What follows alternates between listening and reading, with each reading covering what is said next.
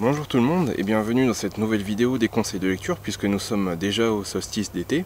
Donc déjà c'est l'occasion pour moi de vous souhaiter un excellent solstice à toutes et à tous. J'espère que vous avez pu fêter, célébrer l'éternel retour du soleil et l'éternel retour de la lumière dignement, en famille ou entre amis. En tout cas, c'est l'occasion pour moi de vous retrouver pour une nouvelle vidéo donc des conseils de lecture. Donc je vais vous présenter aujourd'hui une petite sélection de 4 livres que je vous recommande d'avoir dans votre bibliothèque.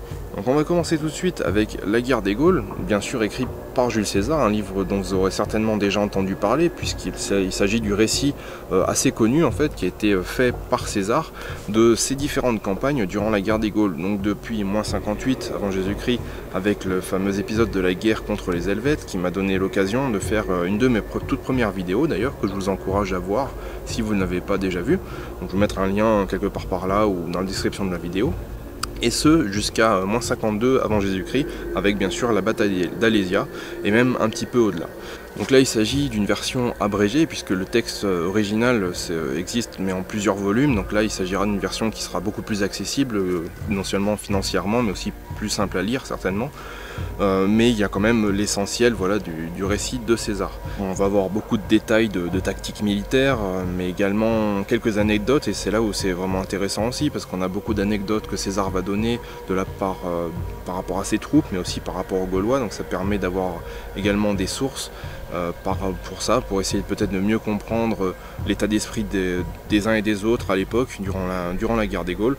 Donc forcément c'est un livre qui est un petit peu partisan puisqu'il a été écrit de la plume de César qui forcément est le grand vainqueur de la guerre des Gaules, d'autant que ce livre a été écrit à la base par César pour destiner au Sénat romain devant lequel il avait à rendre des comptes.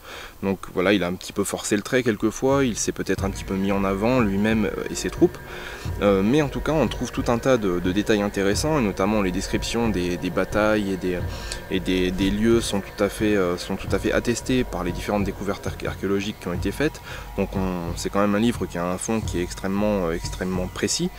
Donc il y a des anecdotes également qui sont très sympathiques, que ce soit du côté romain, du côté gaulois, donc on peut en apprendre vraiment beaucoup, et en tout cas c'est un livre qui est indispensable selon moi pour comprendre toute cette période un peu trouble de l'histoire, et en particulier de notre histoire de France qu'est la guerre des Gaules.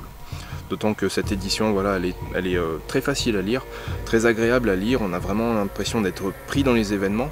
Et voilà, c'est un livre qui se lit relativement rapidement, qui est assez économique, cette version-là coûte moins de 10 €. Et donc voilà, c'est vraiment un livre que je pense indispensable pour comprendre la guerre des Gaules. Comme on arrive sur la période estivale et que peut-être, je l'espère, certains d'entre vous ont l'occasion de partir en voyage, en vacances cet été, quoi de mieux pour vous accompagner dans votre sac qu'une saga islandaise, et notamment la saga de Gisle Jökulsson, qui est peut-être la plus connue, la plus célèbre des sagas islandaises, et à juste titre, puisqu'en fait c'est un livre qui contient tous les ingrédients, on va dire, d'un bon roman d'aventure moderne. Donc là, c'est un livre dont la rédaction est vraiment, on a l'impression qu'elle est très contemporaine, on a un petit peu de mal à s'imaginer qu'elle a 8 siècles d'existence et que l'histoire elle-même est beaucoup plus vieille que ça. Donc dans ce livre, on va avoir tous les éléments qui vont faire vraiment une saga captivante, passionnante.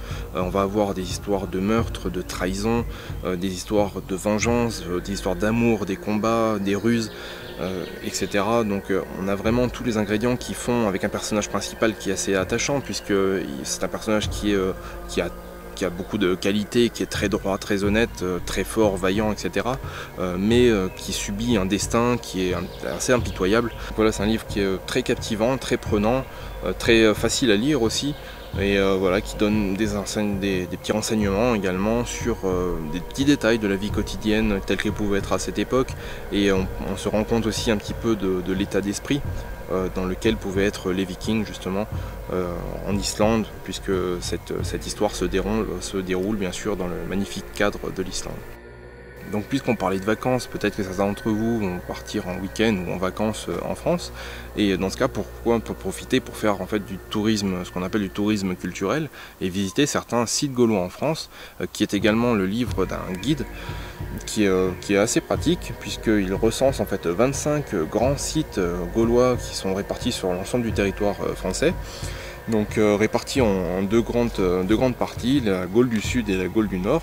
Donc on va y trouver bien sûr tous les grands sites archéologiques comme Gergovie, le mont aussi, la capitale des Éduins, le mont Beuvray. Donc on va retrouver également Coran, Gondole, ainsi que le site assez controversé d'Alésia.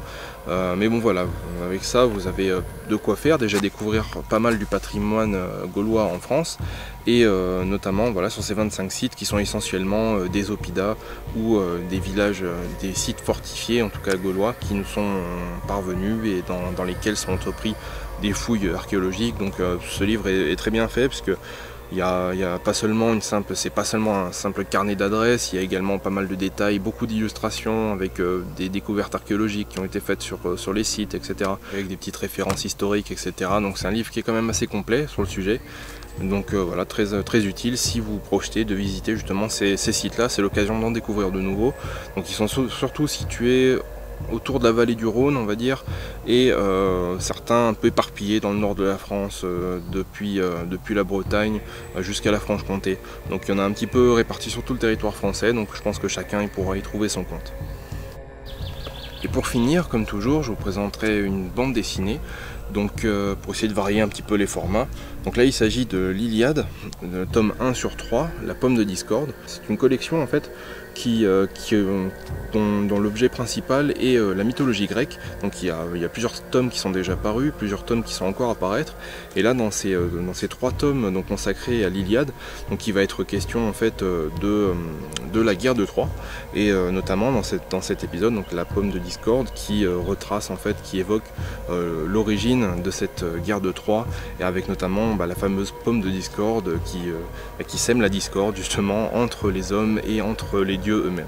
Donc voilà, c'est une bande dessinée qui est très intéressante, avec des dessins sympathiques. On voit le panthéon grec, une vue d'artiste du panthéon grec. Là on a également une vue d'artiste en fait du siège de Troie.